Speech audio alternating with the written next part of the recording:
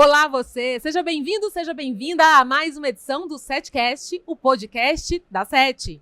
Aqui nós falamos de mídia, entretenimento e broadcast com quem vive este universo de perto. Sempre com leveza, trazemos entrevistas e conversas cheias de conhecimento, tecnologia e tendências. Eu sou a Deise Feitosa e fique com a gente, aproveite esse episódio que hoje recebe um convidado muito especial para variar, que é o Cristiano Lobato Flores, olá, diretor Deus. Da Aberte. Isso Seja mesmo. Muito bem-vindo aqui no Setcast. Deise, agradeço o convite, prazer estar no Setcast. Eu sou um ouvinte telespectador do Setcast, então quer dizer, acompanho o trabalho de vocês e gosto muito.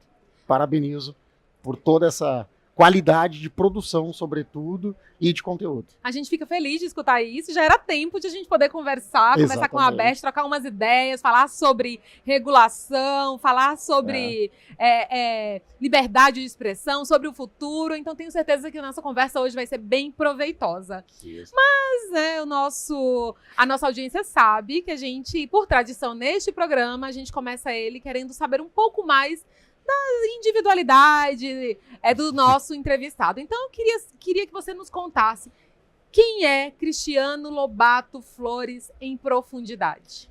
Começamos altos, né? Cristiano é o pai do Léo e da Marina, gaúcho, advogado, um apaixonado por comunicação, que ingressou no setor em 2010. Lá se vão 15 anos que eu atuo na área. Passei por diversas posições ao longo dos anos e me sinto sempre muito motivado. Né? É uma área que carrega muitos desafios, sobretudo nesse momento que ela está muito atrelada, e sempre esteve, na verdade, atrelada à inovação tecnológica. Então, os ciclos, né, estão cada vez mais curtos, então, quer dizer, você tem sempre uma quantidade de desafios extremamente complexos e que se perpetuam, né, o tempo inteiro. E que nos desafiam, né? Que nos desafiam, porque agora a situação que a gente está hoje falando em inovação, inteligência artificial, nossa, assim, a gente não sabe muito o que vai acontecer, mas tenho certeza que a gente vai discutir muito. E aí, como é que tudo começou? Me conta. Você vem do direito. Vem do direito. Apaixonado pela comunicação, mas formado em direito. Exatamente. Na PUC de Porto Alegre. De Porto Alegre, Rio Grande do Sul. Eu começo a carreira como advogado, né? A família tinha uma banca, um escritório de advocacia. Eu faço uns estudos fora do país, retorno para Porto Alegre e recebo um convite de um grupo de comunicação. Você foi para Coimbra? Fui para Coimbra. Mestrado, tá vendo? Gente, eu stalkeei. Bom, eu fiz meu dever de casa, vai. Sim. Exatamente. Eu volto para Porto Alegre e recebo um convite para trabalhar no Grupo RBS, afiliado do Globo, na área jurídica, obviamente. E lá eu começo a tomar conhecimento e a conhecer o universo da radiodifusão. Porque o advogado não é preparado para conhecer as coisas da radiodifusão. Você realmente só aprende as discussões, os temas regulatórios, que a gente chama, se você realmente está inserido nesse universo. E daí foi amor à primeira vista, né? Foi uma conexão muito forte. A partir dali eu recebo um convite, depois de passar por algumas posições, para integrar a área jurídica institucional em Brasília.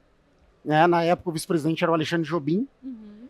Eu vou para Brasília, passa um ano, eu recebo convite para ir para a Aberte.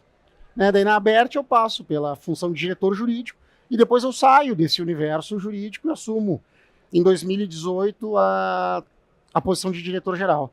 Daí eu fecho a chave da carreira jurídica e começo a trilhar aí um outro caminho que também é super desafiador e motivante.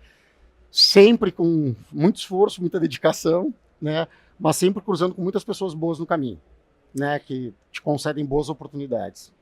Nossa, que trajetória, né? O que você acha? Vamos lá, o que tem de transpiração e o que tem de sorte? Eu acho que tem muita transpiração. Dizem que quando a sorte, o Picasso falava que quando a sorte, ou o talento, né, a criatividade, batia a porta dele, ele estava no ateliê pintando.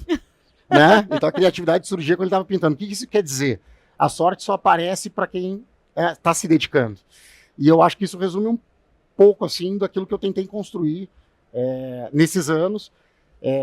A gente também olha sempre para o lado com a experiência de outras pessoas. Nós temos pessoas maravilhosas, né, no nosso setor que construíram políticas públicas para o nosso setor fantásticas. Então também muito aprendizado, né, muito aprendizado.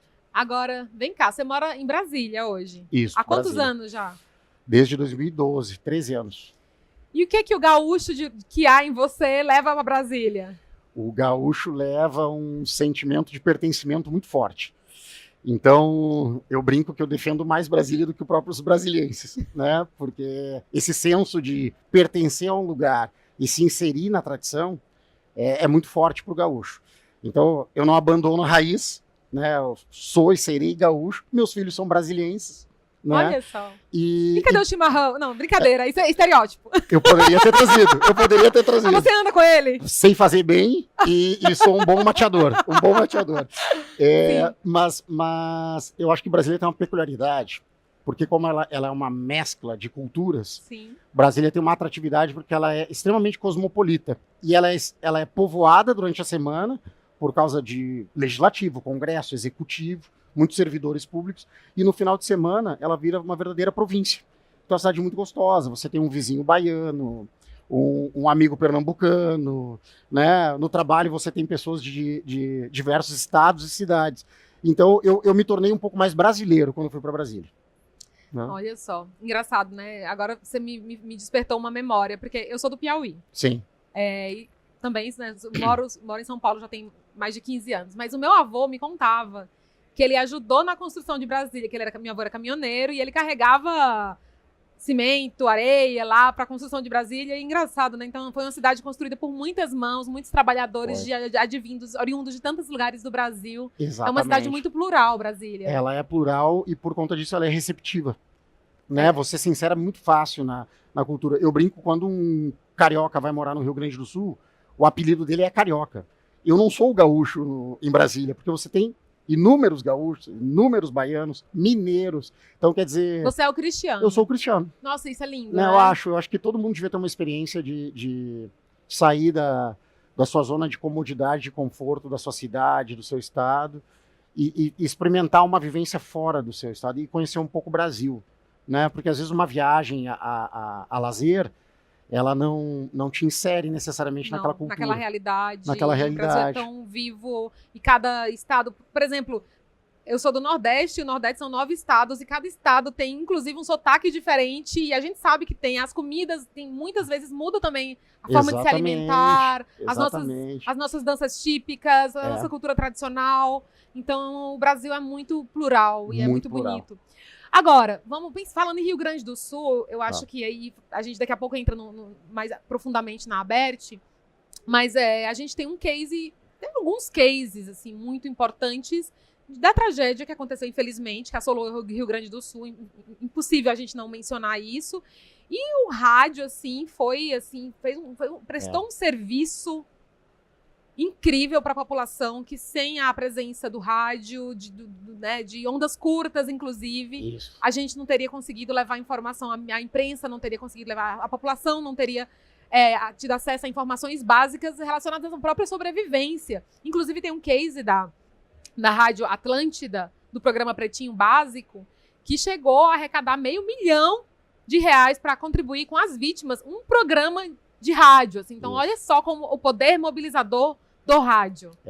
Esse assunto me emociona um pouquinho, porque eu acompanhei de perto as enchentes, minha família vive em Porto Alegre. E eles se deslocaram para o litoral gaúcho para escapar das enchentes, não foram afetados, aquela coisa toda. Mas o Rio Grande do Sul foi muito castigado, né, nesse período. E na época, eu me recordo bem, foi um trabalho muito bonito de cobertura jornalística, não só local, como nacional. Você lembra bem que os veículos de comunicação, as cabeças de rede, deslocaram profissionais para o Rio Grande do Sul.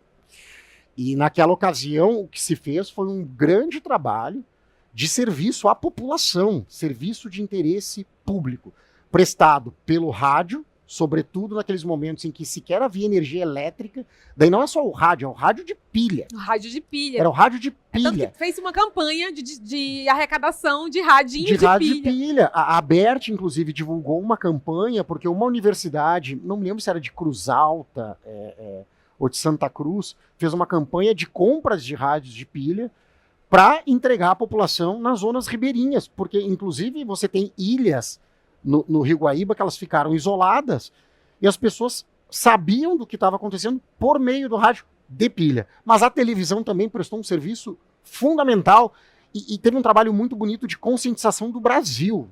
O nível de doações que houve para o Rio Grande do Sul em decorrência da cadeia de jornalismo que comoveu todos os brasileiros foi fantástica.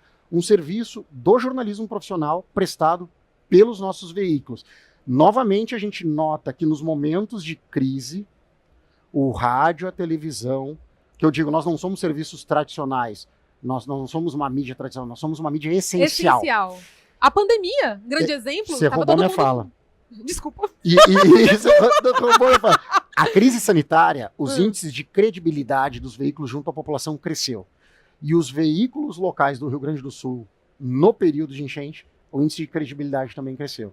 Porque, ao fim e ao cabo, as pessoas buscam informação. E a informação com credibilidade, porque houve muita desinformação, houve muita tentativa de aproveitamento de situações de vaquinhas online, Nossa senhora, eu me lembro fomentadas e difundidas no ambiente digital. Com pessoas de má fé, né? Pessoas de má fé. Então, realmente, um trabalho fundamental do jornalismo e dos veículos de comunicação. E eu acho que mais do que nunca também, eu acho que demarca, legitima a atuação da ABERT. Isso. Eu queria que você falasse um pouquinho, para quem nos escuta ou para quem nos assiste, o que é a ABERT? A ABERT é uma entidade fundada em 1962 para a defesa da liberdade de expressão e de imprensa no país. Lá se vão, eu digo que é uma jovem senhora, né, de 63 anos. 63 anos. É uma entidade que sempre liderou a defesa da liberdade de expressão, né, em discussões em discussões no Congresso Nacional, em assuntos que interessam. Houve a derrubada da lei da imprensa que veio no período ditatorial. A ABERT foi fundamental nessa discussão no Supremo Tribunal Federal. Nós produzimos todo ano um relatório de violações contra a liberdade de expressão e de imprensa no país. Então, casos de agressões, não só a jornalistas, mas comunicadores, profissionais da imprensa e também aos veículos, né? Quando você depreda um patrimônio de um veículo, você está agredindo a imprensa. E nós fazemos esse dado em parceria com diversas entidades. Diversas entidades, Repórteres Sem Fronteiras, são parceiros, a Unesco é parceira nossa. A nossa. Brage é parceira? A Brage nós temos FENAGE. nós temos até por uma função associativa, nós interagimos com um universo de entidades, sobretudo do meio jornalístico. Então, basicamente, a ABERT é fundada nisso e, obviamente, ela faz, por não ser uma questão sindical, mas uma livre associação, ela faz a defesa dos legítimos interesses dos radiodifusores. Então, quer dizer, projetos que dizem respeito à inovação tecnológica, projetos que dizem respeito a uma redução de assimetria regulatória. Nós somos também um braço profissional justamente para conscientizar o legislador, o profissional que trata da política pública no Brasil, informando quais são as características do setor. Às vezes um legislador vai apresentar um projeto de lei, ele não conhece a realidade do setor. Então nós o subsidiamos para que ele tome a melhor decisão, né? Então a ABERT tem também esse trabalho de educação e de conscientização da realidade da comunicação, porque ela é um pilar da democracia, é um pilar do Estado Democrático de Direito. Inclusive, tem aqui na Sete Expo, está exposto também um museu. Isso. Da história do rádio, da televisão, da história Isso. da televisão, e eu vi que a ABERT é uma das apoiadoras desse museu também, aqui de divulgação da memória, da história da televisão. Eu acho que tudo isso mostra o quanto que a consistência da ABERT, são 63 anos. 63 anos. 63 anos. Agora em novembro. Então é muito tempo e é uma entidade forte, assim, consolidada. Forte. Sim, nós vivenciamos ali de 2020 para cá, em 2022, nós comemoramos 100 anos do rádio. Nós fizemos um evento muito bonito, em homenagem ao rádio, que se mostrou... O rádio trouxe os atributos, né, do que a sociedade moderna exige. Agilidade. O rádio tem os atributos prontos para atender a demanda da sociedade moderna. Né? E este ano nós temos a comemoração dos 75 anos da televisão. Exato. Então, até esse trabalho de levar à população tudo aquilo que o rádio e a televisão, enquanto relevância social para a sociedade brasileira, ele é fundamental para o país. A Abert sempre aproveita muito essas datas comemorativas. Televisão agora, 75 anos, 18 de setembro, né, que foi a 1950, transmissão da TV Tupi. Um dia antes do meu aniversário, eu fico mó feliz, né? Olha aí. Então, são datas que a gente aproveita para conscientizar a população e para celebrar, né, não tem dúvida. Então, o museu que está aqui, a gente fala que é a largada, é o kick-off das comemorações dos 75 anos da televisão. Nós estamos na SET, lançando uma série de atividades, nós vamos realizar uma exposição no Congresso Nacional, uma sessão solene, e também uma campanha, né, comemorativa dos 75 anos. Mas o marco inicial das comemorações está ocorrendo. Convido a todos, né, a entrarem nos canais da SET para conhecerem o museu. Que legal, muito bom. Então, e é possível ver o museu virtual também? É possível. Olha só. No site da Abert você tem um link. Museu. Nós, nos 100 anos do rádio e nos 70 anos da televisão, nós produzimos o museu virtual, considerado pelo Ministério da Cultura Patrimônio Imaterial do Brasil. Olha esse museu só, virtual. E ele tem um bacana. acervo formidável, contando a história dos nossos veículos e do nosso meio. E esse museu físico, ele é itinerante? É possível levar para outros lugares? Ele é virtual. Esse que está aqui exposto. Este é do Museu Brasileiro de Rádio e Televisão, aqui em São que Paulo. Teve o apoio da Abert. Teve o apoio da Abert, exatamente. Mas vocês têm um museu também da Abert. Tem um museu, e a ideia, que é o virtual, e a ideia também que a gente, em parceria com o Museu Brasileiro de Rádio e Televisão, a gente também comece a fazer, né, em datas específicas, algo itinerante, físico, para que as pessoas possam experimentar essa realidade. Maravilha. Agora me fala um tema polêmico. Tá. Podcast é rádio, rádio é podcast. Como é que são essas discussões lá dentro da Abert? Eu acho que ele é mídia. Mídia. Nós somos mídia. Nós estamos dentro do universo de mídia. O que importa é a atenção, se é do telespectador, se é do ouvinte, como é que você prende a atenção daquela pessoa. Eu acho que o grande desafio hoje é como é que eu vendo, no bom sentido da palavra, o meu conteúdo, eu mostro que ele é interessante para aquela pessoa. E isso faz parte hoje da indústria de mídia, né? Nesse cenário complexo de... Mas isso foi bem aceito, assim, porque hoje a audiência de podcast, ok, que o rádio é essencial, a gente entende o papel social, de serviço, mas a gente também tem uma grande audiência a podcasts aqui no Brasil, é um dos países que mais consomem podcast. Como é que o setor vê isso? O brasileiro tem uma receptividade muito alta em relação ao podcast, né? Muito. As tecnologias de comunicação como um todo. Se você conversar com a turma do rádio, eles vão dizer, o podcast é o rádio gravado. Né? Isso, exatamente. Era por aí que eu queria conduzir a discussão. Eu acredito que eu acho que todos os veículos, de uma maneira geral, conseguiram enxergar valor no podcast. Os jornais enxergaram valor no podcast, né? De uma maneira geral. Porque você consegue fazer um conteúdo nichado. E o conteúdo nichado, a Folha personalizado. Tem seus podcasts, a Globo com G1 tem seus podcasts. Disponível no momento e na hora que você pode e quer ouvir e assistir. É a demanda hoje a nova era, do consumidor. Exatamente. E a gente não briga com tendência. A gente vai se adequando às tendências e mostrando o valor do nosso produto. Então, tanto o rádio e a televisão, assim como os veículos, foram atrás do podcast e colocaram como um aliado. Agora vamos falar sobre um tema que é muito importante para os nossos tempos, que a gente tem discutido muito, que é a questão da inteligência artificial e as possíveis violações a direitos autorais, especialmente agora numa era que, né, a gente tem os chatbots e ferramentas que produzem tanto imagens, vídeos e textos a partir de um banco de dados que vem de autores, e esses autores, eles não... de certa maneira, não são identificados nessa produção de conteúdo. Eu nem chamo de produção, eu chamo de geração de conteúdo, que é gerado, não é criado, é gerado a partir de algo que já existe. Como é que a Abratel tem atuado nesse sentido para garantir esses direitos autorais e essas... Você sabe... Pensando todos os aspectos regulatórios que têm sido discutidos. Sim. A gente primeiro tem que olhar a inteligência artificial como uma ferramenta positiva, né? Quer dizer, ela veio para ser realmente disruptiva. Eu sou um heavy user de inteligência artificial porque eu acho que ela te dá mecanismos de desenvolvimento educacional formidável. Então, eu sou realmente um grande consumidor da inteligência artificial e eu acho que ela é muito mais benéfica, mas como toda ferramenta e como todo desafio de inovação tecnológica, ela traz alguns desafios e ela traz algumas coisas que a gente deve tomar cuidado.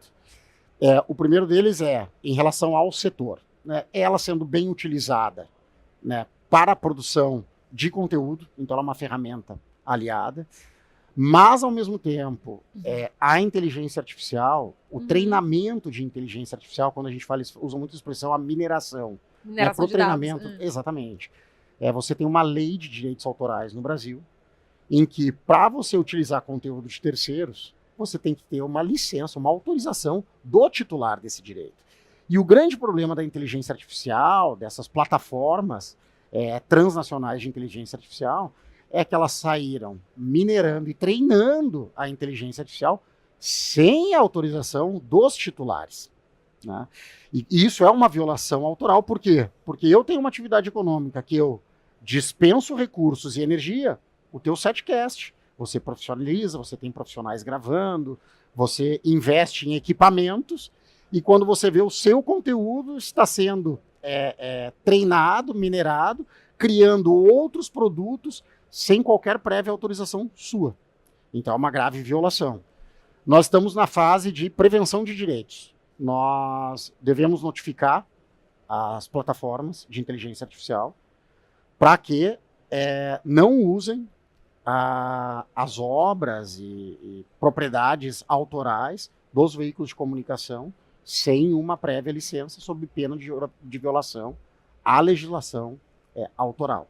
Então a gente está numa fase aí de prevenção de direitos para justamente evitar. Mas é uma luta que não é fácil, hein? Ela não é fácil, ela não tem precedente, né? Você tem na União Europeia um regulamento hoje de inteligência artificial, né? E nós temos no Brasil uma discussão em nível de projeto de lei aprovada no Senado, agora se encontra na Câmara, muito parecida com o modelo europeu. Foi proposta pelo Rodrigo Pacheco. Exatamente, Rodrigo Pacheco. O relator, naquela ocasião, foi o senador Eduardo Gomes. E daí tem sempre aquele binômio, né, de você não impedir a inovação, mas você também proteger legítimos direitos. Então, e o AI Act lá da União Europeia, eu acho que ele é muito bom, né? Eu acho que ele amarra todos os aspectos. Sim. E traz a ética como um ponto principal, o humano como o centro de tudo. Eu acho que é sempre um viés muito europeu das coisas. A Europa tem uma tradição, sobretudo no marco da União Europeia, de uma maneira geral, de se antecipar e acompanhar mais para e passo as evoluções tecnológicas. Mas isso também traz críticas, né? Eu tive no Mobile World Congress em Barcelona no início do ano e havia uma crítica muito forte dizendo o seguinte: poxa, a Europa tem mania de criar o cinto de segurança antes do carro, né? E essa foi a expressão usada por um discurso que os Estados Unidos têm falado, porque diz que essa regulamentação exagerada pode limitar o desenvolvimento de mais inovação, pode ser limitante. É o que tem sido discutido também. Mas o problema é que você não pode ter uma atividade econômica que viole direitos, né? Então, para mim, no Brasil, concordo, nós hoje estamos maduros para enfrentar isso. E no projeto de lei brasileiro, você tem a proteção dos direitos autorais, a proibição da mineração e treinamento de IA sem a prévia autorização do titular. Óbvio, quando for um titular empresarial de grande porte, envolvendo questões de grande dimensão. Porque é isso, né? Imagina, era como se você pintasse um quadro, produzisse uma obra intelectual, e a IA fosse lá, produzisse, né? Você diz, IA, me apresente um quadro com tais características. E naquela mineração, aquele treinamento, ela apresentasse um quadro utilizando de todo o trabalho que você desenvolveu. Vários artistas já perceberam traços importantes das suas obras. Isso. Então, e se sentem indignados com razão. É disso que a gente está falando. E um outro acho que um ponto é a inteligência artificial, mas também um outro aspecto é o próprio uso de conteúdos produzidos por radiodifusores, mas também jornalistas, empresas de jornalismo, nas redes sociais, que tem sido uma outra luta com a PL, a chamada PL das fake news, que é um outro tema um pouco espinhoso. Ela ficou parada, eu soube que agora está voltando. Como é que vocês têm atuado nesse sentido?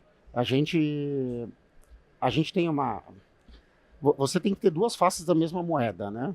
Liberdade tem que vir acompanhada de responsabilidade. Não existe atividade econômica que você desenvolva da qual você não seja responsável, né? Qualquer atividade econômica no Brasil, qualquer atividade no mundo, você tem a responsabilidade por aquilo que você produz, seja um produto ou um serviço. Radiodifusão é assim. Nos veículos de comunicação, o que se consolidou? A responsabilidade dos veículos é sempre posterior à informação. Então, quando você tem alguma calúnia, injúria ou difamação, você não cerceia a liberdade de expressão da pessoa. Mas se aquilo se constitui num crime, aquela pessoa posteriormente é responsabilizada. E o que nós vimos ao longo dos últimos anos é uma tentativa recorrente de, no ambiente digital, não se trazerem regras claras de transparência e responsabilidade dessas plataformas. É chegada a hora. E quando nós tivemos a discussão do PL das fake news, que é o 2630, politicamente se criou um cenário de que aquele projeto poderia traduzir censura no ambiente, sobretudo de redes sociais, né, de expressão da palavra. E, na verdade, o que o projeto de lei trazia era uma regulação do serviço destas plataformas. Porque essas plataformas se monetizam a partir do conteúdo gerado por terceiros.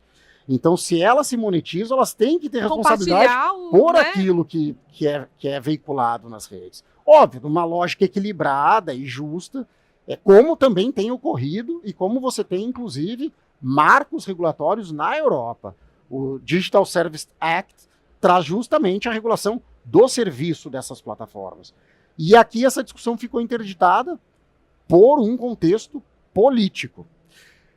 A partir das questões que envolveram as últimas semanas, envolvendo criança e adolescente, que é difícil você ter adultização, me parece que essa... E que era uma coisa que já acontecia há muito tempo, e a gente via, vou dizer, né, sendo exagerado, a olho nu, a gente via isso acontecendo nas redes sociais e ninguém falava nada, assim. A gente já vê isso há muito tempo.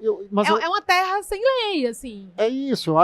Eu particularmente acredito que o fato dessa mobilização envolvendo a adultização trazer, né, um projeto de lei que trata do tema e que deve ser votado hoje. Ontem foi aprovado. Sim, ele vai ser acelerado. Uhum. Eu acho que é um primeiro passo, pelo menos, e foi no mundo inteiro assim, de começar o quê? Protege a criança e o adolescente do ambiente virtual. E o Brasil sempre teve um papel muito importante. A gente tem o Estatuto da Criança e do Adolescente, Nós já temos marcos muito apropriados. Sério, o marco, a gente é reconhecido por isso. E como a gente falhou nisso? Porque isso está acontecendo há muito tempo na web. Desculpa, gente. Desculpa, eu acho que, mas enfim, é um tema que mas é um tema, ainda mais a gente que eu que tenho 2 filhos pequenos e eu sou extremamente observador daquilo que eles consomem, quando consomem, por que consomem. Olha, uma tarefa difícil hoje ser pai no ambiente digital, porque você tem que trazer características e proteções à criança que hoje no Brasil não existem. Então, sendo bem objetivo, eu acho que nós vamos avançar num marco muito adequado de proteção de criança e adolescente, e não tenha dúvida que o próximo passo do legislativo, o legislativo é a representação da sociedade. E me parece que hoje, até pelas decisões recentes do Supremo Tribunal Federal, que estabeleceu novas responsabilidades para as plataformas de internet, à luz do Marco Civil da Internet, numa nova interpretação do artigo 19 do Marco Civil da Internet, essa discussão vai ser enfrentada no legislativo. Começando pelas crianças e adolescentes, como está ocorrendo, e depois de uma maneira mais geral. Regras de transparências, regras de accountability dessas empresas e também de responsabilidade. Então a tendência é que a gente tenha um avanço nessa discussão. Pelo menos. Né? Lembrando que o primeiro passo foi dado. Você vê como as questões elas se envolvem, né? Nós estamos falando de projeto de lei de inteligência artificial, nós estamos falando de projeto de lei de regulamentação, de plataformas de internet, sobretudo de redes sociais, de conteúdos de terceiro, e nós também tivemos, daí foi um ponto positivo, 2, 3 anos, a aprovação do projeto de lei, a lei de proteção de dados, que foi um primeiro grande passo. Nossa, é um passo então importante. Você tem um tripé aí importante. Que inclusive está sendo considerado para a TV 3.0 também, que também a gente vai coletar dados das pessoas, querendo ou não, né? Enfim, as pessoas vão se logar com seus dados, então isso tem sido bastante discutido também, para garantir que a LGPD ela possa ser aplicada também em contexto da TV 3.0. Não tenha dúvida, você vai ter que ter o tratamento de dados e observar a LGPD. Mas é algo, obviamente, que já está bem claro em relação... Eu tenho percebido pelas discussões que isso... Porque é isso, as emissoras, a radiodifusão, ela é controlada. Existe uma... A grande diferença da radiodifusão é que ela tem um ambiente supervisionado internamente pela curadoria editorial que ela tem, porque ela tem responsabilidades. Concessão pública, uma concessão pública que tem um contrato administrativo celebrado com a União, que você tem uma legislação específica, que você tem a proteção, né? A Constituição fala, ninguém pode criar qualquer embaraço à atividade jornalística. Quer dizer o quê? A atividade jornalística é importante para o Estado Democrático de Direito. Mas, obviamente, que isso não constitui possibilidade das pessoas violarem direitos. Exatamente. Preservação da Direitos personalidade, dos direitos da pessoa, os direitos humanos que a pessoa detém enquanto cidadão. Isso tem que ser responsável. É uma harmonia. Perfeito. O que não pode só é você ter uma atividade econômica de empresas que se remuneram de um conteúdo violador de direitos, se eximir de responsabilidade. E é disso hoje que a gente fala no ambiente, sobretudo de redes sociais. Perfeito.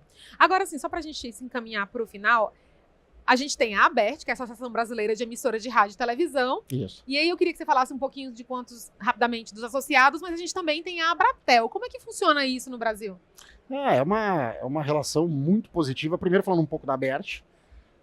A ABERT tem 3 mil associados. Uau! Nós temos em torno de 300 emissoras de televisão e 2.700 emissoras de rádio. O Brasil hoje tem um universo de radiodifusão enorme. Você tem hoje quase 5 mil rádios comerciais, 5 mil rádios comunitárias, um universo mais de 10 mil rádios. E mais de 600 geradoras de televisão, mas nós temos 300 ali, basicamente empresários, né, de televisão. E nós temos ali, basicamente, em relação às grandes redes de televisão, Globo, SBT e Band integram a ABERT. E a Abratel você tem tanto Rede TV como Record. E o relacionamento sempre foi muito bom. Nós temos uma pauta muito positiva, todas as ações setoriais, porque não tem como. Se eu defendo liberdade de expressão e de imprensa, se eu defendo inovação tecnológica, se eu defendo um ambiente concorrencial com outros meios de mídia justo e equilibrado, as nossas atuações convergem. Então o relacionamento, eu diria assim, ele é muito profícuo e ele é muito bom porque nós temos uma pluralidade de vozes. Né? E isso facilita muito o trabalho em Brasília, nas políticas públicas e na defesa do setor. Perfeito. Agora eu queria falar sobre o futuro.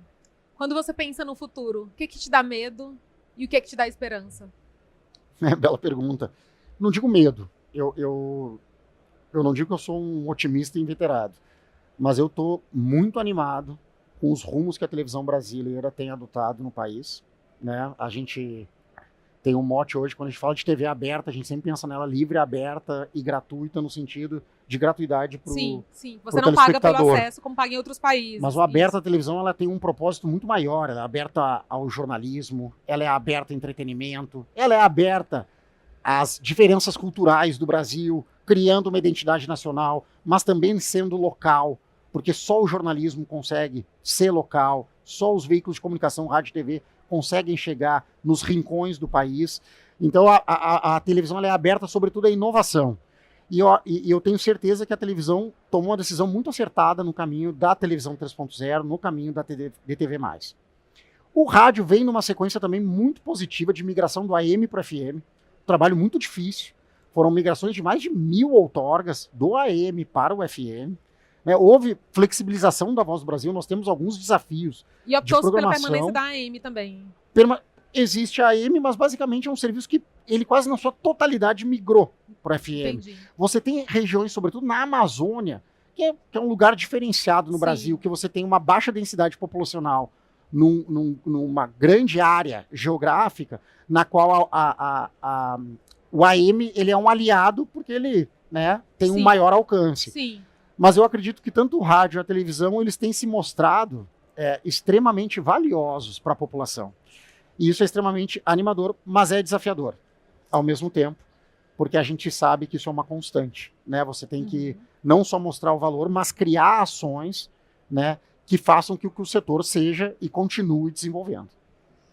Agora, e para concluir, a gente sempre pede para o nosso convidado uma dica de algum bem cultural que ele esteja consumindo ou consumiu, livro, filme, séries, alguma mensagem, o que você quiser deixar para para nossa audiência aí de presente. Nossa, Te peguei? Bela pergunta. Eu sou um consumidor voraz de 3 grandes autores que sempre me acompanharam, que são Kafka, Dostoiévski e Saramago.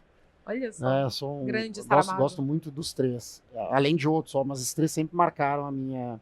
Vou dar 2 dicas. Ok. Tem um livro que não é o top 3 do Saramago. Conta a história de um burocrata. Um tom um pouco melancólico, eu diria. Né? Para quem não está querendo ficar um pouco... Eu não recomendo, mas ele é formidável, que é Todos os Nomes de José Saramago. Todos os é um livro espetacular. Particularmente me marcou, achei um livro bonito. E eu estou lendo hoje as leituras à noite, né, para ajudar na higiene do sono. Né? Eu estou lendo um livro do Amir Klink, 100 Dias Entre o Céu e o Mar. É um livro tá na minha pequeno, lista, é um livro super bom, porque o Amir Klink é um grande explorador. Ele tem um livro maravilhoso, do Paraty Entre Dois Polos. Até num outro podcast, esse livro traz uma relação com o rádio. Eu tive a oportunidade de falar um pouquinho sobre isso. Mas o Amir Klink é um cara que me motiva bastante, assim, no que diz respeito a sair da zona de conforto. Sair da zona de conforto. É isso. Lindo. Deixo essas 2 dicas. Nossa, lindo. Muito obrigada. Muito obrigada. Prazer foi todo meu. Uma entrevista muito bacana. Prazer foi meu. Profunda. Discutimos temas importantes e as portas estarão sempre abertas para você aqui do SETcast, da Aberte, novidades. Não deixem de nos contar. Muito obrigado. Eu sou um fã da SET, admiro o trabalho da SET, admiro o trabalho de vocês, admiro o trabalho dos jornalistas. E eu estou sempre à disposição de vocês. Muito obrigado. Obrigada a você e obrigada a você que nos assistiu ou que simplesmente nos escutou a caminho do trabalho até agora. O SETcast é produzido nos estúdios da Vem TV, desta vez aqui na SET Expo 2025. A direção executiva é de Igor Moraes. Direção de imagem e áudio de Giovanni Fernandes e Vladimir Silva. A coordenação é de Fernanda Vil e Giovana Souza. A produção de Fábio Pereira e a apresentação eu, modéstia à parte, Deise Feitosa, a seu dispor. E fique com a gente, continue, que tem mais SETcast. E lembre-se que para se associar e saber mais sobre a SET, basta acessar set.org.br. Até em breve.